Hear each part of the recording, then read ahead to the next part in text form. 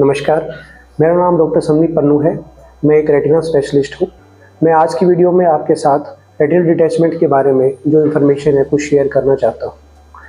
सबसे पहले retinal detachment की साइंस और सिम्टम्स के बारे में बात करेंगे। अगर आपको अचानक से दिखाई देना बंद हो जाता है, जिसमें आपकी आँख में कोई पेन नहीं होता है, तो ये रेटिनल डिटैचमेंट का एक साइन हो सकता है।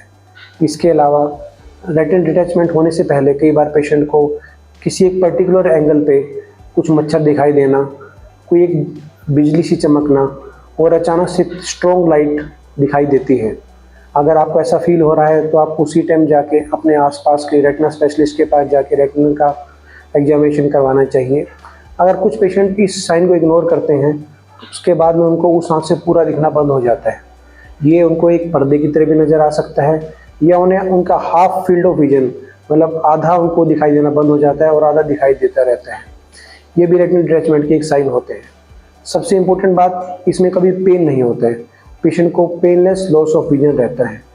अगर पेशेंट को इनमें से कुछ भी फील हो रहा है, इसके कई कारण हो सकते हैं। इसमें वैस्कुलर इंसिडेंस हो सकता है, उसके ब्रेन में कुछ प्रॉब्लम हो सकती है, लेकिन जो सबसे मोस्ट इम्पोर्टेंट रीजन है वो रेटिनल डिटैचमेंट ही रहता है। अब रेटिनल डिटैचमेंट के टाइप्स के बारे में बात करेंगे। टोटल 3 तरह के डिटैचमेंट रहते हैं। उनमें सबसे फर्स्ट है, जो सबसे मोस्ट कॉमन है, वो है रेटिनल रैग्मेटोजेनस रेटिनल डिटैचमेंट। इसमें आँख का पर्दा, जिसको हम रेटिना बोलते हैं, जो लाइट सेंसिटिव पार्ट होता है आइज का, उसमें कुछ होल बन जाते हैं, जिसके थ्रू जो विट्रस कैविटी के अंदर फ्लूइड होता है वो रेटिना के पीछे चला जाता है, जिसकी वजह से आँख का पर्दा अपनी नॉर्मल स्थिति, नॉर्मल जगह से अलग हो जाता है। इसे हम आँख का पर्दा फटना या आँख के पर्दे का हिलना, अपनी जगह से सरकना बोल देते हैं। इंग्लिश में इसको हम रेटिनल डिटैचमेंट बोलते हैं।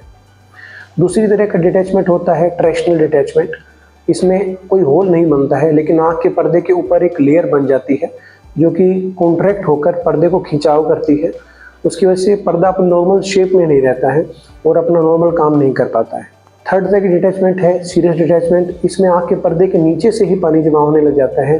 ये कुछ कैंसर या कोई इन्फेक्शन वाली डिजीज़ में होता है। इन तीनों टाइप में से सबसे इम्पोर्टेंट, सबसे मोस्ट कॉमन जो है रीजन है वो है रैग्मेटोजेनस रेटिनल डिटैचमेंट। इसका जो इंसिडेंस है ये अराउंड 1 लाख लोगों में 16 से लेकर 20 लोगों के अंदर इसका इंसिडेंस होता है। तो ये बहुत मोस्ट कॉमन तो नहीं है, लेकिन इतना रेयर भी नहीं है। अब हम बात करेंगे इसके इलाज के बारे में। अगर रेटिनल डिटैचमेंट आपका डायग्नोस हो गया है तो उसके लिए कोई मेडिसिन, इसका ट्रीटमेंट नहीं है। कोई टॉपिकल आई ड्रॉप्स या खाने वाली दवाई से इसका इलाज नहीं हो सकता। इसका केवल एक ही इलाज है, सर्जरी। तो आपको बिना समय गंवाए अपने आसपास के जो अच्छे रेटिना स्पेशलिस्ट हैं उनके पास जाके इसका ऑपरेशन की तारीख ले लेनी चाहिए और ऑपरेशन करवा लेना चाहिए। अब रेटिनल डिटैचमेंट की जो सर्जरी है ये काफ़ी कॉम्प्लेक्स सर्जरी होती है और पेशेंट को सर्जरी कराने से पहले कुछ बातें समझ लेनी चाहिए। तो मैं वही इस वीडियो के माध्यम से आप सभी के साथ शेयर करना चाहता हूँ।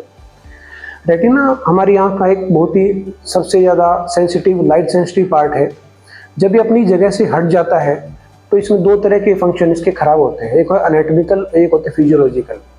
जब हम इसको ऑपरेट करते हैं तो हम इसका एनाटॉमिकली तो इसके नॉर्मल पोजीशन में डाल देते हैं, लेकिन जो फिजियोलॉजिकल फंक्शन आने में काफ़ी टाइम लगता है।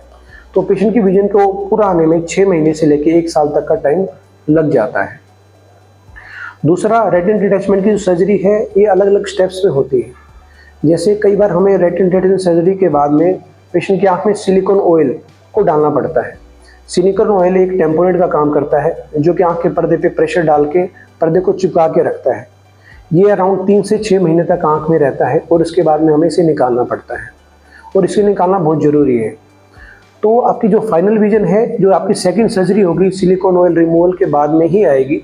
उससे पहले आपको ज़्यादा एक्सपेक्टेशन नहीं रखनी चाहिए रोशनी आने की, क्योंकि टाइम लगता है उसको सेटल होने में और फिजियोलॉजिकल जो फंक्शन है उसको आने में टाइम लग जाता है।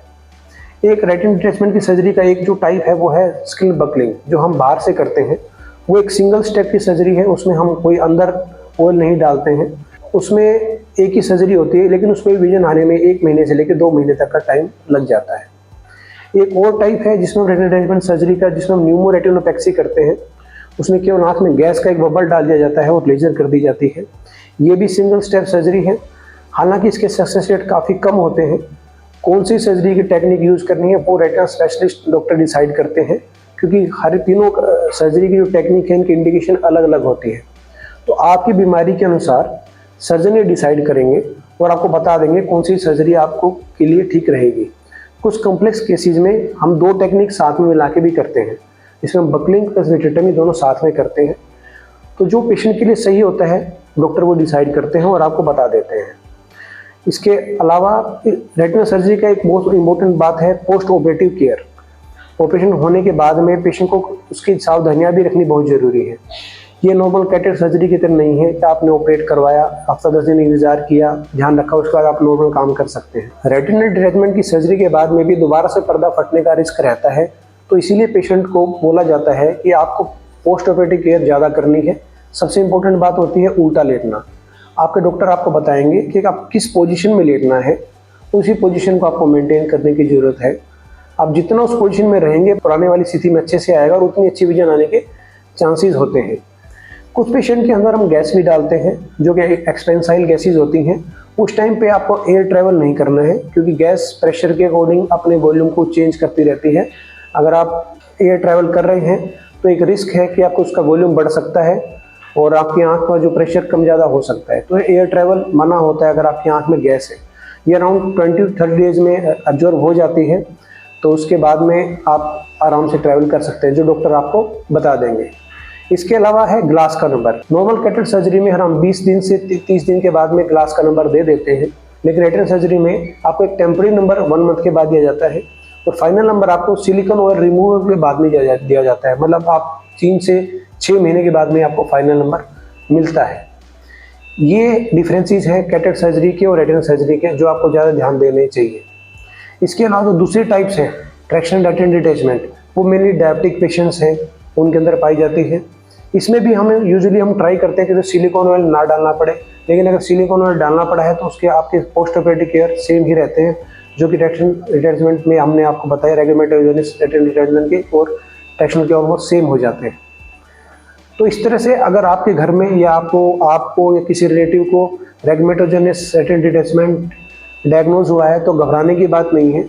सबसे इम्पोर्टेंट बात है आप टाइम ख़राब ना करें, आई सर्जन के पास जाएं, वो आपको पूरा समझाएंगे और मेडिसिन के भरोसे ना बैठे रहें, क्योंकि मेडिसिन में के साथ में आपको जो रेटिना फटा हुआ है उसका साइज़ छोटा होने लग जाता है और जितना साइज़ छोटा हो जाएगा, जितना उसमें सिकुड़न आ जाएगी, उतना उसको अपनी जगह पे अटैच कर पाना मुश्किल हो जाएगा और फिजियोलॉजिकल फंक्शन तो आने काफ़ी मुश्किल हो जाते हैं। मेडिसिन के भरोसे ना बैठे रहें, जितना जल्दी हो अपना ऑपरेशन कराएं, घबराने की बात नहीं। निश्चित रूप से एक कॉम्प्लेक्स सर्जरी है, इसमें सर्जिकल टाइम भी ज़्यादा होता है, 40 मिनट से लेकर 2 घंटे के एवरेज टाइम रहता है डिपेंडिंग ऑन द केसेस। तो इसके लिए आपको पेशेंस चाहिए, डॉक्टर पेशेंस के साथ आपका काम करेंगे। आपको पेशेंस बहुत दिखाना है, मेडिसिन टाइम पे डालनी है और धीरे धीरे टाइम के साथ में रेटिना अपनी जगह पे आ जाता है, फिजियोलॉजिकल फंक्शन आने लग जाते हैं और काफ़ी अच्छी रोशनी आ जाती है। तो मैं आशा करता हूँ इस वीडियो की वजह को देखने के बाद में आपके मन में जो भी रेटिनल डिटैचमेंट के लिए आशंकाएं होंगी वो खत्म हो गई होंगी। आप घबराएं मत, अपना ट्रीटमेंट कराएं और अगर फिर भी आपके मन में कोई शंकाएं हैं रेटिना की किसी भी बीमारी को लेकर तो आप नीचे कमेंट में डाल सकते हैं। मैं कोशिश करूँगा कि उनको रिप्लाई करूँ और आप सभी अपना ध्यान रखिए, अपनी सेहत का ध्यान रखिए। धन्यवाद।